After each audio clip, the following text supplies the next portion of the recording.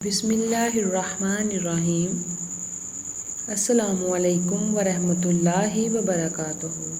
سرکار دو عالم محبوب رب کائنات حضرت محمد صلی اللہ علیہ وسلم نے قرب قیامت کی نشانیاں بیان کرتے ہوئے ایک عجیب اور حیرت انگیز بڑی نشانی بتائی ہے جو ہم سب کے لیے لمحہ فکریہ ہے۔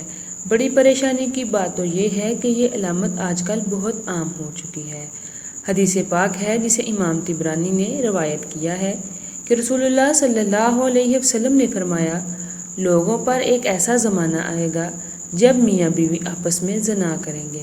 صحابہ کرام رضوان اللہ تعالی علیہم اجمعین نے پوچھا، یا رسول اللہ صلی اللہ علیہ وسلم، ایسا ممکن ہے کہ مرد اپنی بیوی سے زنا کرے گا اور بیوی اپنے شوہر سے زنا کرے؟ نبی کریم صلی اللہ علیہ وسلم نے فرمایا کہ قیامت کے نزدیک مرد اپنی بیوی کو طلاق دے دے گا اور پھر اس بات کو زمانے کے ڈر سے چھپا لے گا جس وجہ سے میاں بیوی کی قربت زنا میں مبتلا ہو جائے گی۔ ناظرین، دو باتوں کی وجہ سے میاں بیوی آپس میں زنا کرتے ہیں۔ پہلے تو یہی ہے کہ جب مرد اور عورتیں چھوٹی چھوٹی باتوں پر جھگڑا کریں گے، مرد جذباتی ہوگا، اپنی بیوی سے کہے گا میں نے تم کو طلاق دے دی، اور بیوی کہے گی کہ میں آپ سے طلاق لیتی ہوں، میرا آپ کے ساتھ گزارا نہیں ہے۔ جب ان دونوں کا غصہ ختم ہوگا تو وہ دونوں پھر پہلے کی طرح ایک دوسرے کے ساتھ رہنا شروع کر دیں گے۔ میاں بیوی کے ساتھ ہم بستری کرے گا جبکہ طلاق ہو چکی ہو، ایسا کرنا زنا کے زمرے میں آتا ہے۔ حضرت لوط علیہ السلام کا قیام اسی سرزمین پر تھا۔ حضرت لوط علیہ السلام کے والد کا نام بران تھا اور یہ حضرت ابراہیم علیہ السلام کے بھتیجے تھے، اور ان کا بچپن حضرت ابراہیم علیہ السلام کے زیر سایہ گزرا۔ بدترین عیوب و فواہش کے علاوہ یہ قوم ایک نہایت غلیظ امر کی موجد بھی تھی، جسے آج کی جدید دنیا ہم جنس پرستی کے نام سے جانتی ہے۔ یہی وہ بدبخت قوم ہے جس نے یہ ناپاک فعل بد ایجاد کیا۔ زیادہ خیاشت اور بے شرمی کی بات تو یہ ہے کہ یہ لوگ علی اعلان فخر مباحات کے ساتھ بدکاری کرتے تھے۔ ایک دفعہ حضرت سارہ علیہ السلام نے اپنے گھر کے خادم خاص لعاز کو حضرت لوط علیہ السلام کی خیر خبر کے لیے صدوم بھیجا۔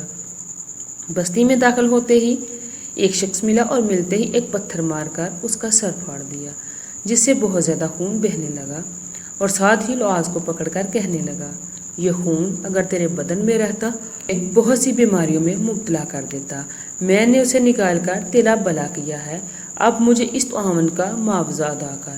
لعاز تو یہ سن کر دنگ رہ گیا، ایک تو چوری، اوپر سے سینہ زوری۔ بحث تکرار شروع ہو گئی اور معاملہ قاضی تک پہنچ گیا۔ قاضی نے مقدمہ سننے کے بعد فیصلہ دیا کہ اگر یہ تیرا سر نہ پھاڑتا تو تیرا بہت نقصان ہوتا، چنانچہ تجھے اس کا معاوضہ اور مختانہ ادا کرنا ہوگا۔ لعاز یہ غیر منصفانہ فیصلہ سن کر گنگا بہتی دیکھ کر اس نے دونوں کو مزہ چکانے کا فیصلہ کر لیا۔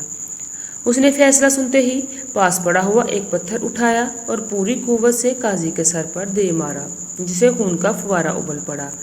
پھر بولا، اے قاضی، میں نے تیرا سر پھاڑا اور خون بہایا اور تیرا بھلا کیا، اس کا معاوضہ اس شخص کو دینا جسے معاوضہ دینا میرے ذمہ ہے۔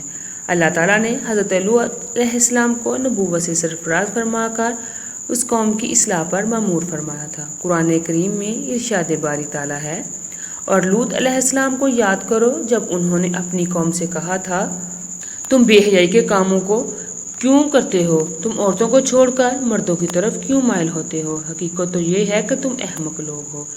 حضرت لوط علیہ السلام اپنی قوم کی عادت بد کی وجہ سے بڑے پریشان تھے اور دن رات انہیں واعظ و نصیحت فرماتے تھے، لیکن قوم پر ان کا کوئی اثر نہ ہوتا تھا۔ وہ ڈٹائی اور بے شرمی کے ساتھ فخریہ بدعات میں مشغول رہتے۔ حضرت لوط علیہ السلام کا نہ صرف مذاق اڑاتے بلکہ ان کے ساتھ بہت سخت رویہ رکھتے۔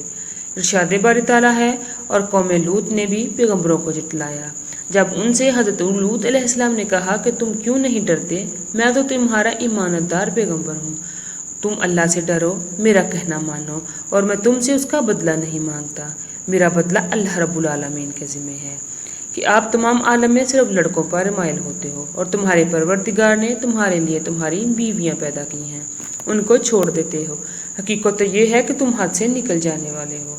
قوم کو حضرت لوط علیہ السلام کا واعظ و نصیحت برا محسوس ہوتا، چنانچہ انہوں نے نہایت سختی سے کہا، اے لوط علیہ السلام، اگر تم باز نہ آئے تو ہم تمہیں شہر بدر کر دیں گے۔ حضرت لوط علیہ السلام لطف و نرمی کے ساتھ واعظ و نصیحت کرتے رہے، قوم کی خباشت، بے حیائی، بدکاری اور فسق و فجور پر ملامت کرتے ہوئے انہیں شرافت، پاکیزگی اور طہارت کی زندگی کا رغبت دلاتے رہے، مگر کہ ان کی آنکھوں پر بے حیائی کا پردہ پڑ چکا تھا۔ تمسخرانہ انداز میں گویا ہوئے، حضرت لوط علیہ السلام اور اس کے خاندان کو اپنے شہر سے نکال دو، یہ بے شک بہت ہی پاک لوگ ہیں۔ حضرت لوط علیہ السلام نے دین ابراہیم کی تبلیغ کا سلسلہ جاری رکھتے ہوئے بڑی محفل میں انہیں غیرت دلائی، اے قوم کے لوگوں، کیا تم ہی وہ نہیں ہو؟ کیا تم مردوں سے بدعملی کرتے ہو اور لوگوں کی راہ مارتے ہو اور اپنی مجلسوں میں ناپسندیدہ کام کرتے ہو؟ ان کی قوم کے لوگ جواب میں بولے، اے لوط علیہ السلام، اگر تم سچے ہو تو ہم پر عذاب لے آؤ۔ اس مطالبے کے بعد حضرت لوط علیہ السلام کو یقین ہو گیا کہ اب یہ راہ راست پر آنے والے نہیں، چنانچہ بے بسی کے عالم میں رب ذوالجلال کے حضور دعا کے لیے ہاتھ پھیلا دیے، اے میرے پروردگار، ان مفسد لوگوں کے مقابلے میں مجھے نصرت اور فتح عطا فرما۔ جس پتھر سے جس شخص کی ہلاکت منظور تھی اس پر اس کا نام کندہ تھا۔ ان انسانی شکل میں فرشتوں کی آمد اللہ تعالیٰ نے اپنے نبی علیہ السلام کی دعا قبول فرمائی اور اپنے خاص فرشتے دنیا کی جانب روانہ کیے۔ علامہ عماد الدین ابن کثیر مفسرین کے حوالے سے فرماتے ہیں کہ یہ فرشتے حضرت جبرائیل علیہ السلام، حضرت میکائیل علیہ السلام اور حضرت اسرافیل علیہ السلام تھے، جو انسانی شکل میں دنیا میں آئے۔ وہ سب سے پہلے حضرت ابراہیم علیہ السلام سے ملے اور انہیں بیٹے کی پیدائش کی خوشخبری سنائی۔ اللہ تعالیٰ نے سورۃ الذاریات میں اس ملاقات کی تفصیل بیان فرمائی ہے۔ حضرت سیری فرماتے ہیں، فرشتے حضرت ابراہیم علیہ السلام سے ملاقات کے بعد حضرت لوط علیہ السلام کی بستی پہنچے تو دوپہر کا وقت تھا۔ صدوم شہر کے دروازے پر ہی ان کی ملاقات حضرت لوط علیہ السلام کی صاحبزادی سے ہو گئی، جو وہاں پانی بھرنے پہنچی تھی۔ فرشتوں نے لڑکی سے پوچھا، ہم یہاں کہیں ٹھہر سکتے ہیں؟ لڑکی نے جواب دیا، آپ اسی جگہ رکو، میں واپس آ کر بتاتی ہوں۔ در حقیقت لڑکی کو اس بات کا ڈر ہوا کہ اگر یہ قوم کے ہاتھ لگے تو قوم ان کے ساتھ لازماً برا سلوک کرے گی، کیونکہ تینوں فرشتے خوبصورت نوعمر لڑکوں کے روپ میں تھے۔ لڑکی نے گھر پہنچ کر والد حضرت لوط علیہ السلام کو صورتحال سے آگاہ کیا۔ حضرت لوط علیہ السلام فوری طور پر ان کے پاس پہنچے اور جب انہوں نے اپنے سامنے حسین و جمیل نوعمر لڑکوں کو دیکھا تو سخت پریشانی اور گھبراہٹ میں مبتلا ہو گئے، کیونکہ قوم نے حضرت لوط علیہ السلام کو سختی سے منع کر دیا تھا کہ مہمانوں کو اپنے گھر نہ ٹھہرانا، لیکن اس کے باوجود انہیں چھپ چھپا کر اپنے گھر لے آئے۔ فرمانے باری تعالیٰ ہے، اور جب ہمارے فرشتے حضرت لوط علیہ السلام کے پاس آئے تو وہ ان کے آنے سے غمناک اور تنگ دل ہوئے اور کہنے لگے، آج کا دن بڑی مشکل کا دن ہے۔ حضرت لوط علیہ السلام کی بیوی ان مشرکین سے ملی ہوئی تھی۔ اس نے یہ راز فاش کر دیا جس سے صدام بستی والے دوڑتے ہوئے آئے۔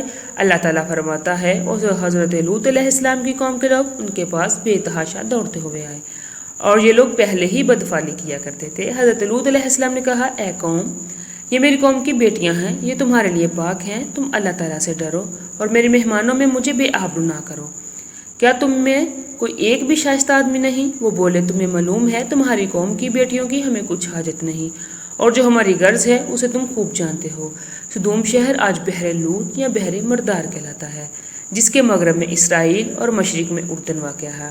حضرت لوط علیہ السلام نے کہا، اے کاش مجھ میں تمہارے مقابلے کی طاقت ہوتی یا کسی مضبوط قلعے میں پناہ لے سکتا۔ بولے، کیا ہم نے تمہیں سارے جہان کی حمایت اور طرفداری سے منع نہیں کیا تھا؟